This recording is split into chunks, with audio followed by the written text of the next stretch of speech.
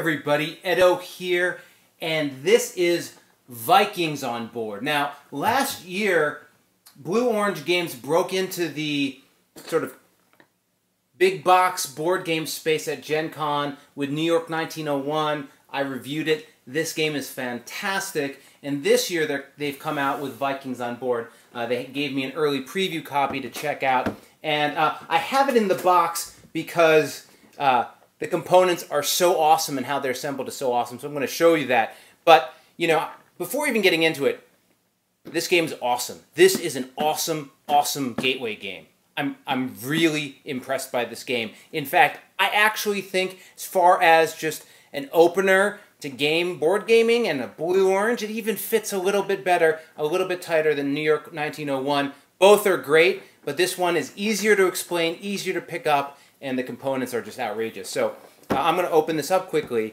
but in Vikings on board, you have a glorious board, which is just very pretty.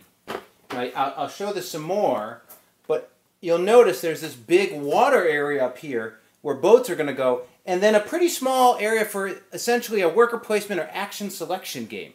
It's a very simple game. I'll get more to that in a second, but let me show you something else.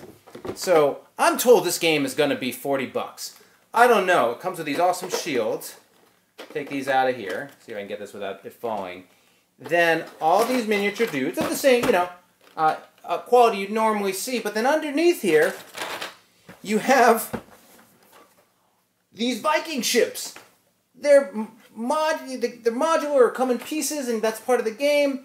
But these ships are all pre-assembled in this box when you get it. I mean, it's outrageous. It's outrageous. So give me a quick second to sort of reset up, and I'll go over the game quickly. But this was a wow. This is a wow.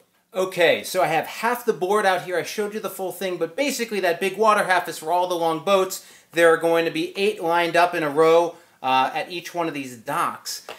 Super simple game.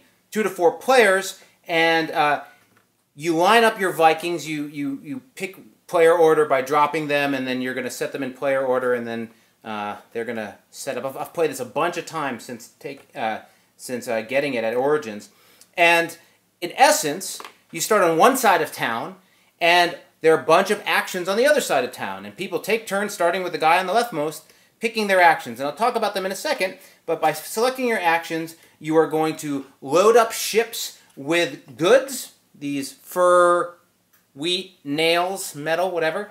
And then you're going to be making ships longer. I'll show it over here. You're going to be making ships longer and then setting them to sail and capping them off. And then they're sort of set off to the side of the board. And in essence, each ship has segments, and people are going to be manipulating the segments to have the majority of shields. If you can see, there are different number of colored shields on the boat segments, and you want to have a boat with the most shields. If you do, you're the first player. You'll get the good that has been placed on that ship. If there are multiple goods placed on that ship, the second player can take turns with the first player, but only the first and second player get anything. Everyone else misses. So most of the actions here involve moving parts of the ship.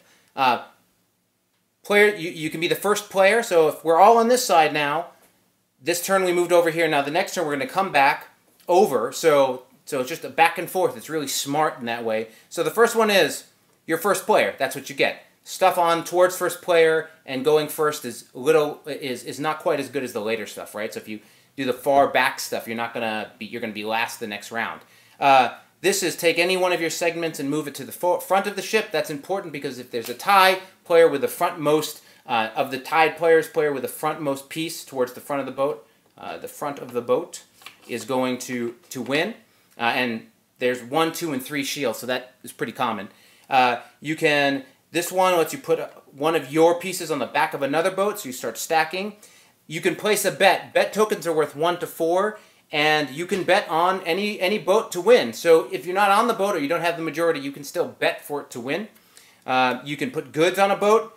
You can move the value of goods up. So if you're making a lot of fur, you can get more fur to be worth more points. Then these are the more powerful ones. Move anyone's color to back of another boat. Place a bet or swap a bet. Add a good, but you get to pick from 3 and then select 1 to put out. So if you're you know, if you're pushing up the price of wheat, you can try to get a wheat to put on your ship. And